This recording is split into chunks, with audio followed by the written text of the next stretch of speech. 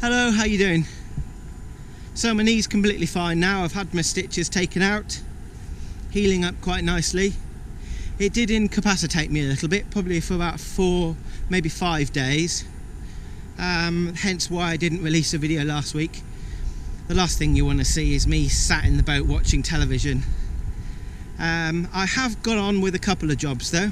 I have installed 2 more radiators.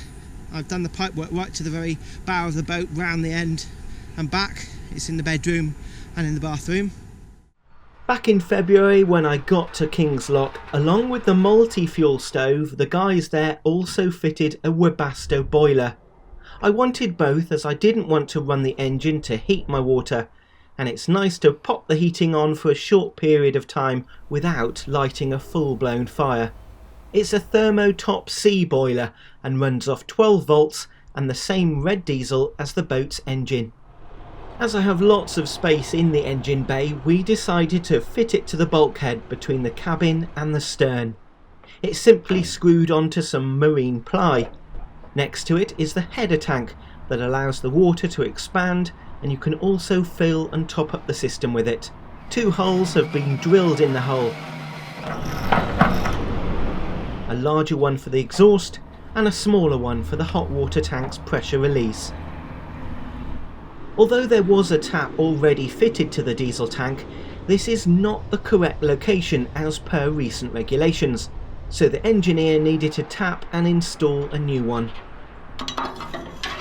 Before that though, we needed to suck all the diesel out of the tank to reduce a fire risk.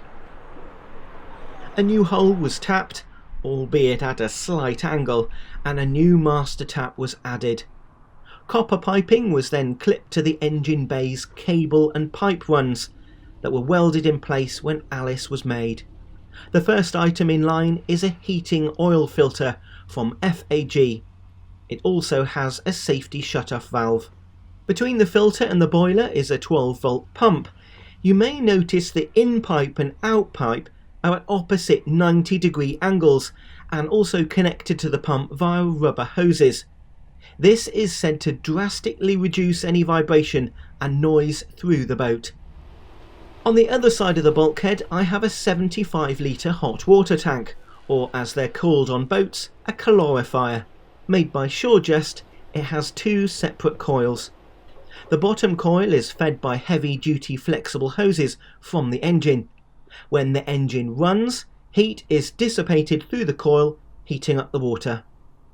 The manual indicates the distance from engine to coil should be no more than 3 meters to get the best energy transfer. All the pipework on Alice is plastic speed fit. I've used it before, and as long as connections are secure and cut correctly, there shouldn't really be any issues. The boiler pushes hot water through the feed pipe and pulls it back in a circular motion through the return pipe. Both of these are 22mm in diameter, and all radiator and water tank feeds are reduced to 15mm. The top coil in the calorifier uses the central heating feed in return. I've added gate valves to both pipes so I can isolate the tank. I've also added gate valves to the 22mm pipes. Cold water is fed into the calorifier at the bottom connection, but then also at the top via a non-return connection on a thermostatic mixing valve. The engine can heat the water to dangerously high levels, so this valve mixes cold and hot water to a maximum of 60 degrees Celsius. When hot water heats up, it expands. This can be a significant reason why calorifiers fail, because the copper tank expands and contracts daily. To alleviate this, I've installed an expansion bottle. This has a bladder in it that fills with water, and hydrogen gas is added between the bladder and the bottle to form a small amount of pressure. I needed to release some of the gas in the bottle until the gush of hot water at the tap after heating reduced. The final connection to the calorifier is a pressure release valve. This is connected to the smaller hole drilled in the hull and is a safety feature. When I initially turned on the system, the first radiator in the line was really hot, and the bathroom, which is the last radiator, was really cold.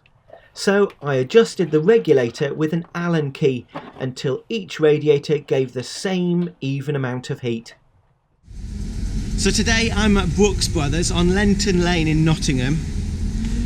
I'm planning to do loads and loads of wood inside, obviously as a typical narrowboat, and they supply loads and loads of MDF. They've got oak face ply, they've got beech face ply, very, very well known wood yard, and it's right next to the canal, so I can literally take 8x4 sheets, which are rather heavy, right next to the bridge down straight onto Alice.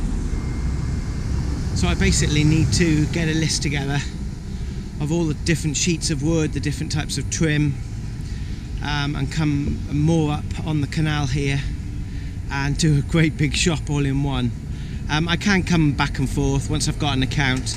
They knew all about boaters. They knew the fact that if you've got a boat you will need quite a lot of wood, and they were quite happy to accommodate. It's not a trade only.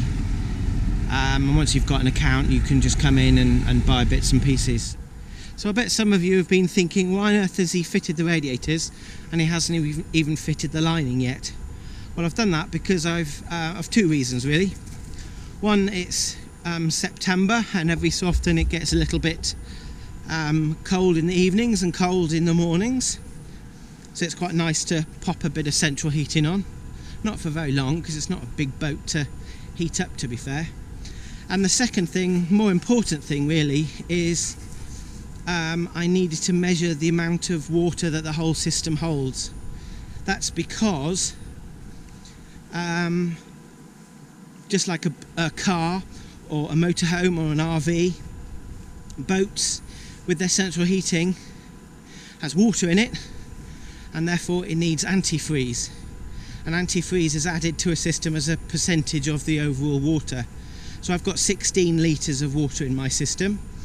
So, and I'm going to add around about probably 40% will be antifreeze, and that will allow the water and the surrounding area to get down to around about sort of minus 22 degrees Celsius without any problems. Now, remember that's external temperature and not necessarily inside a boat or an engine bay, and at minus 22 it's more than likely that I'll be on board with the heating on full time anyway, because that is rather cold. So I think the antifreeze will be sorted. Now, I don't know if you know, but antifreeze is really poisonous. Even the newer glycol types, it's a bright pink colour, so it's attractive to children. It's got a bit of a sweet taste, so it is attractive to wildlife, pets, cats, dogs, that sort of thing. Now with Molly, I needed to drain some of the antifreeze out of the system for me to add more radiators, and I needed to be really careful with what I did with it. There's no point me just chucking it into a bucket and leaving it on board, because Madam would find it and drink it, and it's extremely poisonous.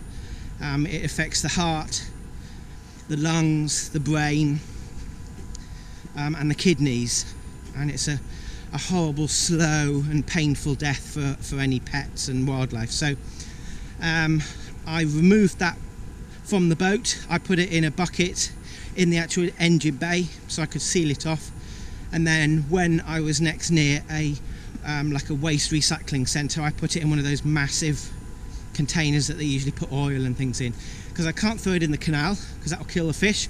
I can't throw it in a hedgerow because that will kill the wildlife. So I've got rid of what I did have responsibly and also looked after Molly. So once I have got the panels in place and everything's painted, I will then re-add all 4 radiators, 16 litres of water, although 40% of it will be antifreeze, as I said, and I'll be fine and tickety-boo. So next plan of action is to measure up the boat and see how much wood I need.